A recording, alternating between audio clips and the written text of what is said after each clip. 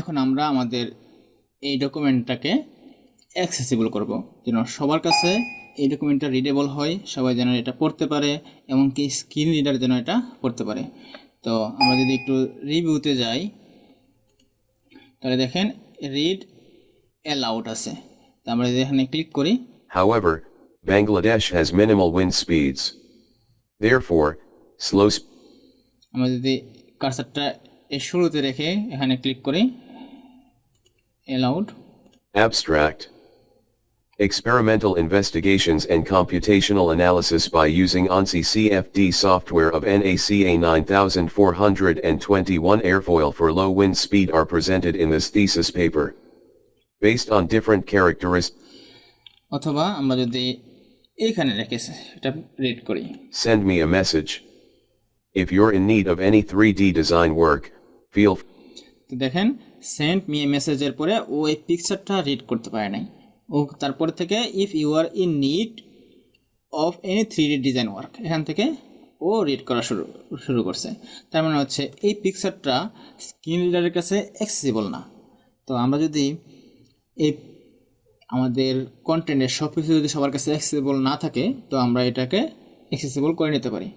তো এটা করার জন্য আমাদের সিম্পলি আমরা যদি দেখি যে রিড অ্যালাউডের পাশে চেক অ্যাক্সেসিবিলিটি এই বাটনটা আছে, আমি যদি এটা এখানে ক্লিক করি তাহলে এখানে দেখতে পাচ্ছি কিছু অপশন আছে, check accessibility, alt text, navigation panel, focus, option is and out. আপনারা এই অপশনগুলো একটু চেক করবেন।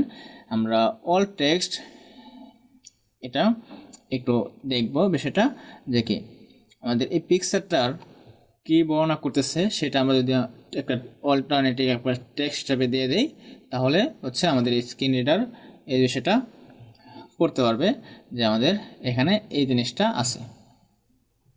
তো আমি এটা কেটে দিলাম এখান থেকে। আমি যদি এই বটম হাফের উপরে যদি এই উপরে অংশে যাই, তাহলে চেক অ্যাক্সেসিবিলিটি যদি ক্লিক করি তাহলে ও এই ডকুমেন্টটার অ্যাক্সেসিবিলিটিটা চেক করবে। তো এখানে দেখেন আমাদের কিছু এরর দেখাচ্ছে। এররটা হচ্ছে মিসিং অল্টারনেটিভ টেক্সট 15টা। আমাদের এখানে এরকম অনেকগুলো অল্টারনেটিভ টেক্সট বাদ পড়ছে, যেগুলোতে আমরা কোনো অল্টারনেটিভ টেক্সট দিতে পারি নাই। অথবা image or object not in line, তাহলে ইমেজ যেটা ব্যবহার করছি আমরা, ইমেজগুলো হচ্ছে ইন লাইনে নাই। তার মানে হচ্ছে একটা সেন্টেন্সের পরে আমাদের যে এরপরে যে ইমেজটা পড়তে হবে এরকম কোনো ইন লাইন আমাদের ঠিক নাই।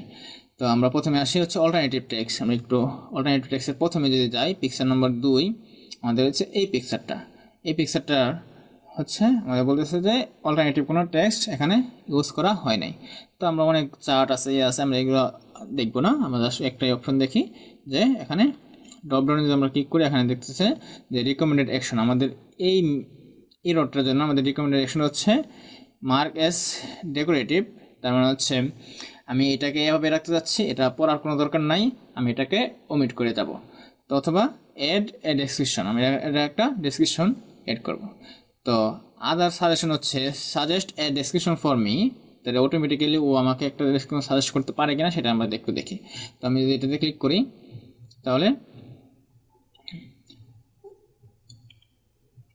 আমরা যদি দেখি ও কোনো অল্টারনেটিভ টেক্সট আমাদেরকে দিতে পারে নাই। তার মানে এই পিকচারটার অল্টারনেটিভ টেক্সট আমি নিচের থেকে দিব। তাহলে এ ডেসক্রিপশন, আমি এখানে ক্লিক করে আমি এখানে যদি description generate description for me যদি দেই, তাহলে ও একটা ডেসক্রিপশন জেনারেট করার চেষ্টা করবে, দেখি আমরা কি হয়। তো এখানে সুন্দর করে দেখাচ্ছে যে we are unable to automatically generate A description. তারা এই ছবিটা এতই গ্রাফিক্স এটার মধ্যে আছে যে কী লিখছে এটা আর্টিফিশিয়াল ইন্টেলিজেন্স বা সফটওয়্যারটা বুঝতে পারতেছে না। তো আমি তো যেহেতু বুঝতে পারতেছি তাহলে আমি এটার একটা ডেসক্রিপশন দিয়ে দিলাম। তাহলে আমি লিখে দিলাম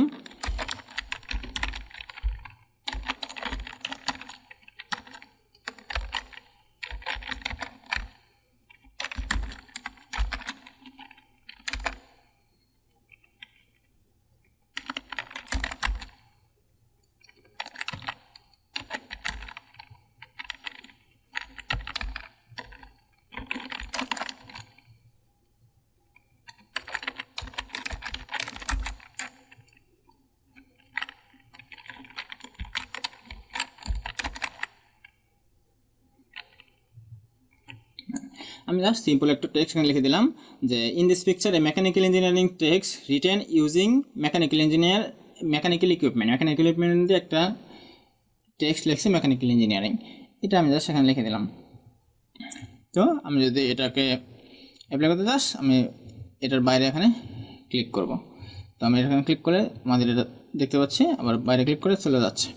তো অল্টারনেটিভ ক্লিকটা আমি এখান থেকে অফ করে দিলাম। তো এখানে দেখেন আমাদের পিকচার 2তে যে এররটা ছিল এই এররটা এখান থেকে রিমুভ হয়ে গেছে। এখন এখানে 14টা এরর আর বাকি আছে। তো বাকিগুলো আমরা এভাবে আস্তে আস্তে ঠিক করে দেব। তারপর আমরা দেখি ইমেজ ও অবজেক্ট নট ইনলাইন, ইমেজ এবং অবজেক্ট হচ্ছে আমাদের ইনলাইনে নাই। তাহলে আমরা এই 2 নম্বর ইমেজটা দেখি। তো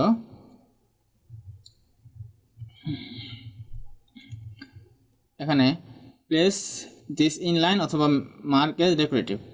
তো আমরা আগে বলছি ডেকোরেটিভ করে দিলে এটাকে ও স্কিপ করে যাবে, কিন্তু আমরা যদি প্লেস দিস ইনলাইন দেই তাহলে ও ইনলাইনে আমাদের দিছে। কিন্তু আমি তো এরকম চাচ্ছি না, আমি চাচ্ছি হচ্ছে এটা আমাদের একটু ড্র্যাগ করে যদি এইখানে নিয়ে আসে তাহলে আমাদের এরকম চাচ্ছে। তো এখন দেখেন এই পিকচারের এই রোডটা এখান থেকে চলে গেছে, কিন্তু আমার তো এই টেক্সটটা এখান থেকে না দিয়ে আমার হচ্ছে এটা নিচ থেকে শুরু করব। তো আমি এভাবে যদি শুরু করি এবং এটাকে যদি আমি এখান থেকে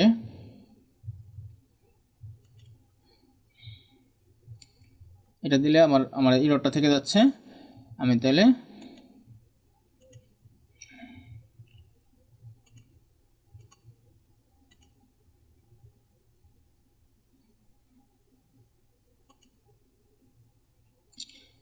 ইনলাইন উইথ টেক্সট, এই ইনলাইন উইথ টেক্সট এই অপশনটা সিলেক্ট করে দেই, তাহলে আমাদের এই রোডটা রিমুভ হয়ে যাচ্ছে। তো আমি এই টেক্সটটা এখন হোম থেকে গিয়ে আমি এটা মিডল এলিমেন্টটা করে দেই, তাহলে আমাদের ইনলাইন উইথ টেক্সট আছে এবং হচ্ছে এটা মিডল বরাবর আছে। তাহলে আমাদের এই ভুলগুলো হচ্ছে আমাদের থেকে যায়। আমরা এটা এভাবে অ্যাক্সেসিবিলিটি টেস্ট করে আমরা এগুলো ঠিক করে দিতে পারি। তো একটা ওয়ার্নিং দেখাচ্ছে, এটা কোনো এরর না, তবে ওয়ার্নিং দেখাচ্ছে hard to read text contrast. তো এখানে বলতেছে যে আমাদের এরকম কিছু টেক্সট আছে যেটা আমাদের ওর কাছে হচ্ছে পড়তে অসুবিধা হচ্ছে। তাহলে আমার কাছে হয়তো আমি পড়তে পারতেছি, কিন্তু এটা অনেকের কাছেই এটা অনেক হার্ড হতে পারে যে এটা পড়া।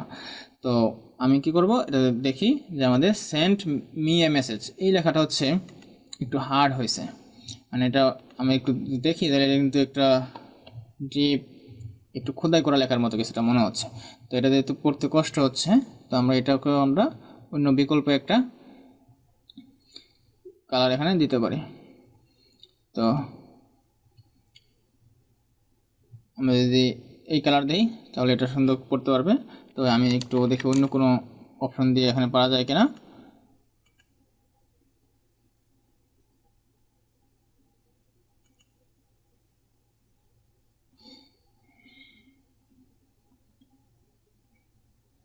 এটা আরেকটু ডিপ কালার দেই যদি,